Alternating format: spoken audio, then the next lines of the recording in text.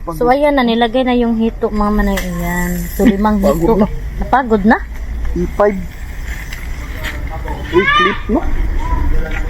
Mali itong clip na to. Wala na. Ayan mga manay, malapit nang napagod daw yun si Mr.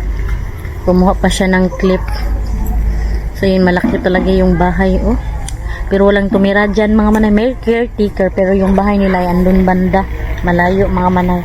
Ano do, bisita-bisita lang dito. Ayan. Kalami anak kapsay katambok. Kita ko no? Tambok. Ay, kuan, murag karne. Lagi.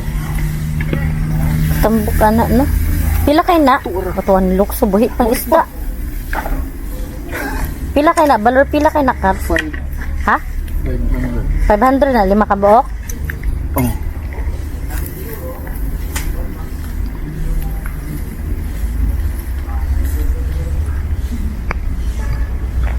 So ayan, biniliktad na ni Mr. ang hito.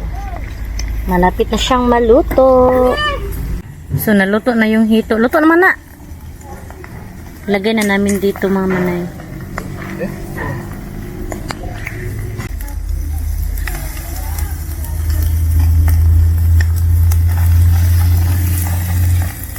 Luto naman na.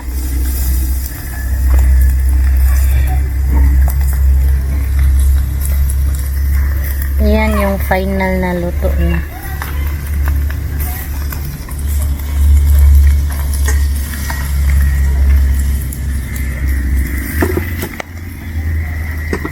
Super taba yung hito mga manay oh.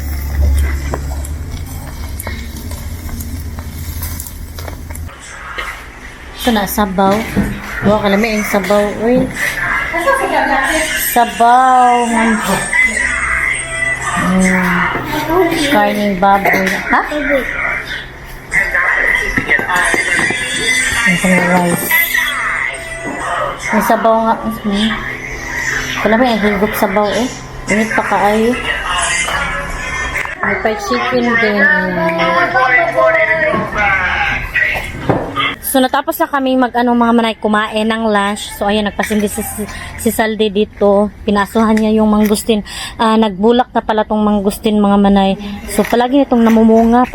Noong namunga ito, nag-harvest kami dati. Ayan, pinasuhan niya para madaling mamunga yung para madaling yun nga, bubulak din. Ayan, may bunga na nga. Ayun So hindi nyo makita kasi sobrang layo. Hindi ito ma-zoom ng aking camera. Ayan mga manay may bunga na ayan. Diba, mangustin to mga manay. 3 puno to. So punta kami ni Mr. doon sa banda kasi manguha kami ng pako. Madami kasing pako. Ayun, may tanim pa dito. Ito ay mangga mga manay. Ayan, madaming mga bagong tanim dito na mga prutas. Maganda dito sa lupa ng aking biyan kasi napakalawak. Mga prutas mga manay.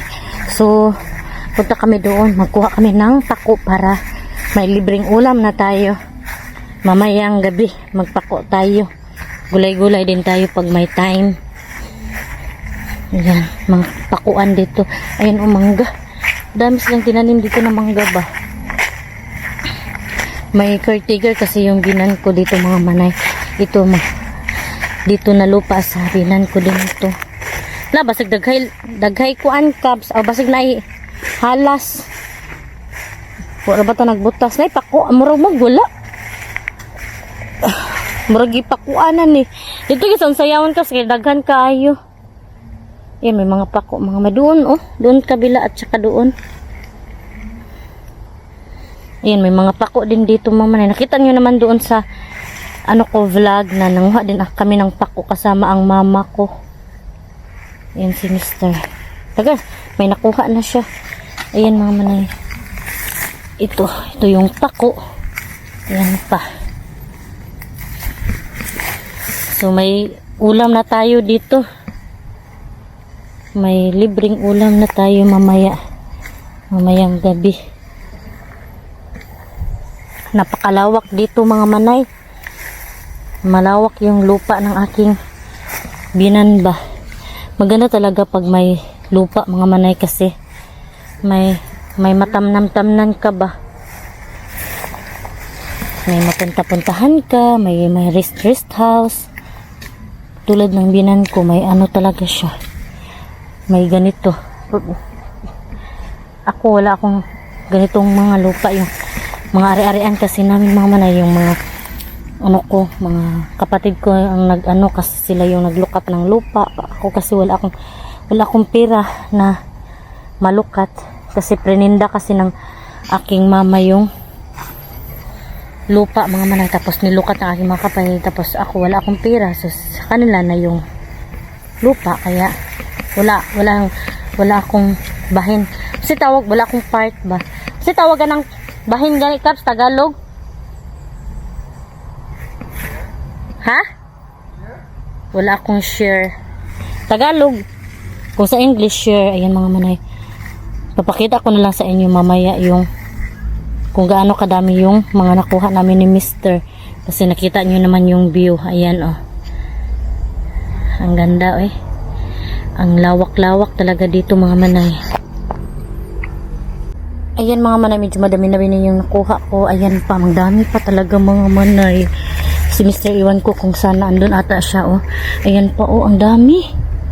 Hala, sino dami oh. Na-enjoy ako manguha nito mga manay. Ang dami oh. As in, walang ganito sa labas mga manay na pinupulot lang yung pagkain dito sa bukid. Ganito sa Pinas, pinupulot lang yung pagkain. Pero hindi tulad dyan. Mas maganda din dyan sa labas mga manay kasi yung ano, may dyan ay may dumpster ba? Ano pa yun diving dumpster, yung mga pagkain din ay tinatapon sa basurahan, kaya madami ding pagkain doon na sayang. Hindi siya masayang kasi may mga nagda-dive, kumukuha ng mga pagkain sa basura, kasi kahit tinatapon na ay mapapakinabangan ng iba, lalo na pag binablog. Sus, ang laki ng views mga manay kapag ikaw ay nagda-dumpster doon. Kaya swerte din yung mga nagda-dumpster ng dumpster diving, kasi malaki yung views nila sa dumpster diving. So bless sila mga manay kasi nakakapera pa sila sa YouTube, at saka din sila, nakaka-income din sa YouTube, at saka may libreng ulam na sila. So yun din ang maganda sa labas. Dito naman sa Pinas mga manay, kapag wala kang itatanim, wala ka talagang aanihin. Ganon dito ko. So kailangan talaga kapag dito ka sa Pinas ay kala ko na nabalin yung camera ko, pasensya na, nagyaw-yaw ako tapos hindi niyo nakita yung mukha ko. Sana nagdala ako ng basket kasi madami na mga manay eh. Hindi ko na kaya bitbitin na magkuha. Kapag dito naman sa Pinas, kapag hindi ka masipag, wala ka talaga, nganga ka talaga. So yung iba, madami ng mga magnanakaw, yun ang ginagawa. Kaya sa hirap kasi ng buhay ngayon, kasi kaya mayroong mga magnanakaw. Minsan yung iba ay nagda-drugs, tapos dahil sa pagda-drugs yung iba ay pumapatay na ng mga tao. So sana ay wala na yung mga drug addict mga manay. Ipagsadyos na lang natin na mawala na yung mga ganyang bagay mga manay, para safety yung Pilipinas. Hindi nakakatakot, di ba? Nakakatakot na kasi dito sa Pinas mga manay, kasi madaming madami nang nakuha. Nakakatakot na kasi dahil sa drugs mga manay, gumagawa ng krimen yung mga tao. May mga balita nga mga manay na pinatay yung mama niya, tapos 5 days bago nakita ng mga pulis, nakita yung katawan ng ina. So super kawawa talaga. Siguro addict yung anak kaya napatay ba, pinatay niya yung mama niya. Ayan, madami na So yun, super nakakaawa talaga yung mama ng bata na pinatay. So ipagsadyos na lang natin na sana maging okay ang Pilipinas mga manay, na wala na mga drug addict. Cubs, daghan akong nakuha. Sabi ko sa aking mister na madami na ako nakuha. Sa kanya din, madami na siyang nakuha. Sige na, stop na siguro ta. So ayan, uwi na kami mga manay kasi madami na yung nakuha namin. Ayan Picture isa ko. Magpa-picture muna ako mga manay kasi i-post ko sa Facebook. Kasi ang photo sa Facebook ay malaki yung income. Ayan. So, ayan na. Thank you so much, Lord, sa blessings. So, hello mga manay. Happy Sunday at kagagaling lang namin sumamba. At continue ito sa vlog ko kahapon mga manay. Kasi hindi na ako nag-vlog na nagpunta ng simbahan. So yan, magsampay na ako ngayon ng nilabhan ko kahapon mga manay. Hindi ko kasi nasampay kasi nga pumunta tayo ng bukid. Ayun, tapos nakaw yung taba-taba ko na talaga mga manay. Pasensya na kayo. Kasi tumaba na talaga ako. So magtapos ako ngayon ng ating labahin. Ating sasampayin. At saka may nagtanong kasi sa akin mga manay sa comment section ko sa YouTube kung bakit daw hindi na kami nagkikita ni Maninay Aileen Candy. Kasi nga mga manay, sasagutin ko na yung mga tanong nyo. Alam nyo naman yung mga mga pangyayari hindi natin sinasadya. May mga nagtanong kasi mga manay kung bakit hindi daw kami nagkikita ni Maninay Aileen Caleb. Ang totoong rason talaga mga manay ay busy na sa life at wala nang time. At saka iba-iba na din yung mga makahalubilo na mga tao niya. Diba nakikita niyo naman sa vlog na iba sila attitudes yun. So busy din siya sa life niya. At hindi din ako nagpasyal sa kanilang bahay. Kasi nga yun sa pagkamatay ng kanyang kapatid, kasi ang close ko kasi yung kapatid niya at hindi siya, so mas close ko kasi yung si Arlene kaysa siya kanya mga manay, kaya hindi na kami nakikita kasi makapupunta lang na ako kasi sa kanilang bahay kapag pinapapunta ako doon ni Arlene, kasi si Arlene talaga yung close ko dati kaysa ni Aileen Caleb, kaya hindi kami nagkikita, kaya hindi din kami nagre-reach out, at saka hindi naman talaga kami totally close. Ano ko kayo mga manay, ibalhin ko kayo dyan, ilipat ko kayo dyan kasi madilim dito sa pinaglalagyan nyo. So tapusin na natin tong pinagsampayan natin. So ayan mga manay, yan nga explain ko na sa inyo kasi hindi naman kami talaga totally close ni Aileen Caleb, at yung kapatid lang talaga niya yung close ko. Pero ngayon wala na talaga kaming communication, as in wala na talaga mga manay kasi nga busy na sa life. At saka iba-iba na din yung mga nakahalubila namin, at saka kita nyo naman na busy siya sa kanyang negosyo talaga mga manay, diba may online siya na pinagkabisihan, kaya yan, busy na talaga sa life. So yun, na ako mga manay, magsampay na. Kasi ito yung mga gawain ko kahapon na hindi natapos kasi ko nga pumunta sa bukid. Nakikita nyo naman sa natin sa video kahapon, at saka continue din ito sa vlog kasi gusto ko mga na hindi masyadong mahaba yung vlog ko para hindi mainip yung mga viewers ko. So alam niyo naman din na ang ating vlog ay yung lang natin, ganap lang natin sa buhay natin dito sa bahay. Minsan hindi na ako nakaka-upload kasi nga yung ganap ko ay dito lang sa bahay, pero at least may upload ako, diba mga manay, at na-update ko yung iba. So ganun talaga mga manay sa buhay YouTube, kasi yung iba hindi naka-upload kasi wala nang update. So nagbili pala ng Mr. ayan si Mr. nagaling siya sa sa merkado kasi magbili siya ng mag-diet kasi kami mga manay kasi pareho kami tumaba. Unsa man na Kabs? Nagbili siya ng kamuti at saka pansit canton kasi mag lang kami mga manay, magkamuti kasi mag-diet kami ni Mr. mga manay. Super kasi tumaba kasi kami, lumaki kami mga manay. Yan na siguro sign of aging na to talaga. So ayan, so tapusin ko na to, may ma-clip itong mga damit ni Pilis ay i-clip ko lang. Ayan. Diyan ko ilalagay, i-clip. At kukunin ko tong mga medyas. Kasi tapos na to, ito, mga panty, kukunin ko yan. Clip na lang ang kulang. So, punta ko na to dito. Ayan.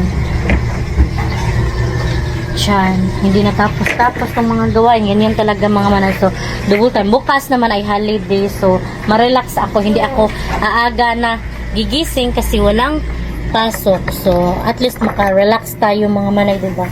Thankful pa din tayo kasi may holiday. Kasi makarelax tayo dito sa bahay. Makarelax na ako mga manay. Minsan kapag andito si Mr. ko mga manay, bakit kaya mga manay kapag andito yung Mr. natin mga manay ay ano talaga, pag andito si Mr. mga manay, tinatamad talaga ako. Ayaw kong maggalaw-galaw kasi si Mr. na yung gumagawa dito sa bahay. Pero ako yung naglilinis sa bahay, ganun. Pero pag andito siya, talaga ako mga manay, maging tamad ako kasi ko ako sa kanya.